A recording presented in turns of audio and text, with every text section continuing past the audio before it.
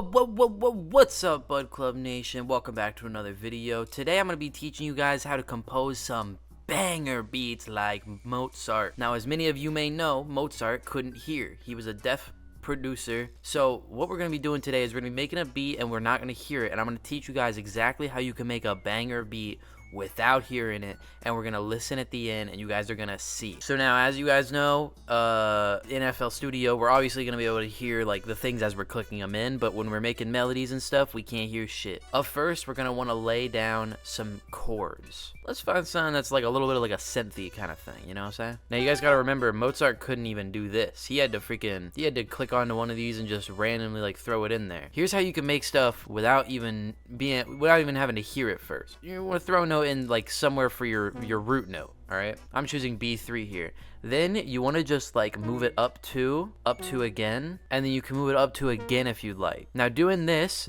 will sound like a good chord. This is a modified B major. As you know, we're set to 130. We're gonna go up to like 165, probably 165 sounds good. And then we're gonna go to one note above for this next thing. And then for this one, we're actually gonna move up 3, I think. This will be a B modified major chord into a C sharp minor chord. Then we're gonna wanna go copy this over again, but move this one down an octave. This will be a C sharp minor chord with a accented third. We're gonna wanna resolve it with a nice little following the C sharp, following the E, copying the G sharp, and then this will be a solid chord progression. While we're at this, we want to throw this into here and some like little sparkles and shit, you know what I'm saying? So this would be like a, you know what I'm saying? Then we can just do something like basic, like a like that shit, okay? Then we're gonna keep it silent here. Now this is where we're gonna get onto a new instrument. So we're gonna go into Xenology, we're gonna find something maybe like a higher pitched kind of lead, like a, ooh, I like that. So fuck, was I changing this one? Okay, we changed the sound for this. I'm sure that sounds fine. All right, then on Xenology 2, ooh, that's gonna be fire. Now we're gonna add a little arpeggio 1 octave above this. So we're gonna do this, and we're just gonna copy this up an octave, boom, boom, boom, boom. And then we're gonna do a little bit of a switch here and move these up an octave, and then boom, boom. So what we're gonna have here is we're gonna have the main chord progression, which is gonna like you know, chord into a little melody, into a chord, into a nothing. This will just be where it goes. You know what I'm saying? And then we're gonna bring it down to this this chord. And I realized I forgot to copy this new chord here. And then boom, boom, boom, boom, up. All right, this is what we're working with here. This should sound fire. It's really hard to mess up arpeggios. Usually if you just run them, they'll sound good. What we need now is we're gonna need some fire drums. All right, so I'm gonna split this channel. So there's the chords and the one instrument, then there's that. So I wanna layer a couple kicks, right? So we're gonna have this kick. This will be like a little bit of a, and then we want some more low ends, so I'm gonna add the low kick. So this will now sound like, you know what I'm saying? And then I'm gonna add a really quiet version of that, just to add a little teensy little bit more high end. All right, open hat. We're gonna throw this on every half beat, just like every single half beat. We're just gonna have this on there, so it's like a, you know what I'm saying? Then we're gonna wanna add some snares. I like the boba snare in the Seam Spark fucking citrus drum kit. You can look it up. I'm gonna add that in there, but real quiet once again to add a little bit more like, add a little bit more depth. Then we're gonna add in some crazy hi-hats. All right, and by crazy I mean like every fourth, really. What we're gonna want to do is we're gonna once again lay out these drums. I'm gonna go for something like just like a boots, you know what I'm saying? Oh wait, I forgot there's actually a snare here already. I forgot about that part. All right, boom, boom, boom, boom. All right, and then what we're gonna want to do now that we have this fire drum loop is we're gonna add in a little bit of bass through Serum. Just something I like to do. It's pretty easy to make basses that sound good. For this part specifically, I am actually gonna go ahead and mute this just because you don't really even need to hear the serum you're making. So now I shouldn't, yeah, I can't hear it. So what we're going to want to do is we're going to make a square wave, boom, boom, and we're going to want to turn it down an octave, turn up the unison. We're going to want to add a little bit of an LFO onto the level. This will make it like a boom, boom, boom, boom type shit. After that, we're going to want to go into here and we're going to add just some effects to it, right? Like a little bit of filter.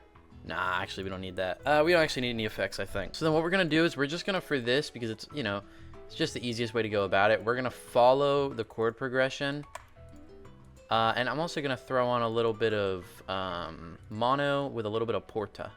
No, not torta. Throw that up there. Throw that down there. Throw that right there. This will sound good, almost certainly. Now we're going to move this down to here.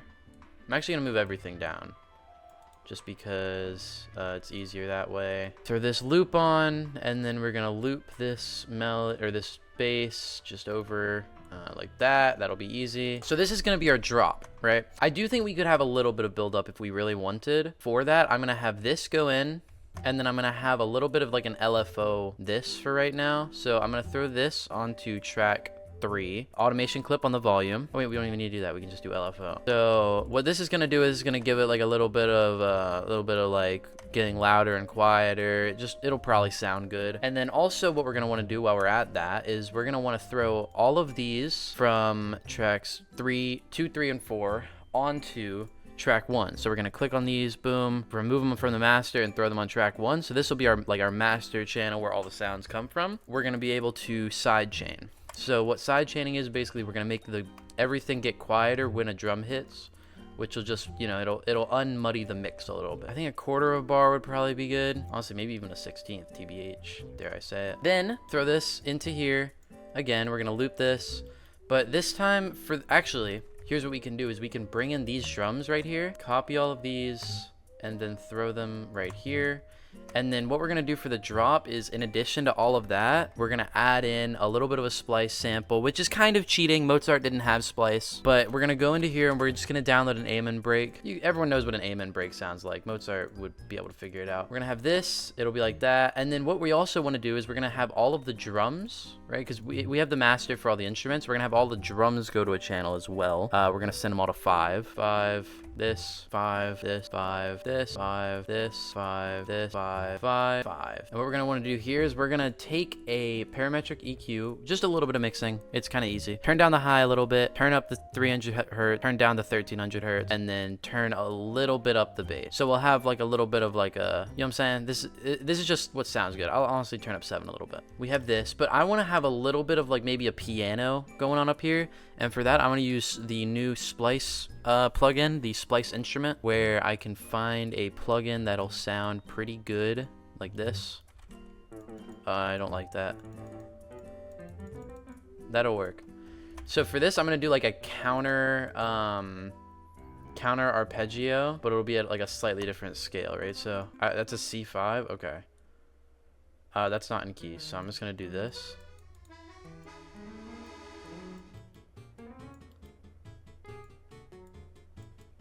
That's right.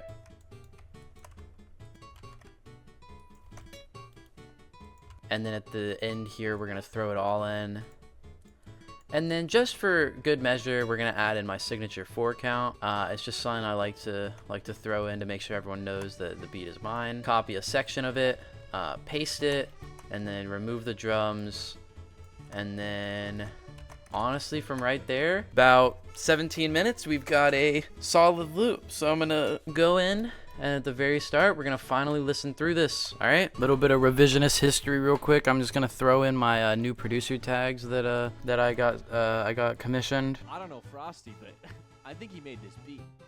Hello, hey, my name's Frosty, and I made this beat. Do you know what? Arby's, we have the beats. Frosty. Perfect. Okay. I'm just gonna throw this in. Frosty, we have the beats. I'm gonna throw this on track 9. I'm gonna just throw a little bit of Destructor on it. So we got this. Frosty, we have the beats. So thank you all for watching. I hope that you were able to cook up some shit as good as this. Let's go. 3, 2, 1.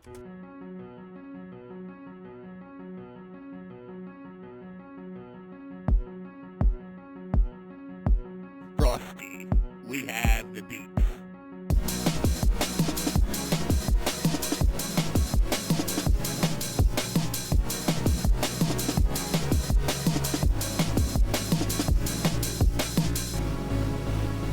Thank you all for watching.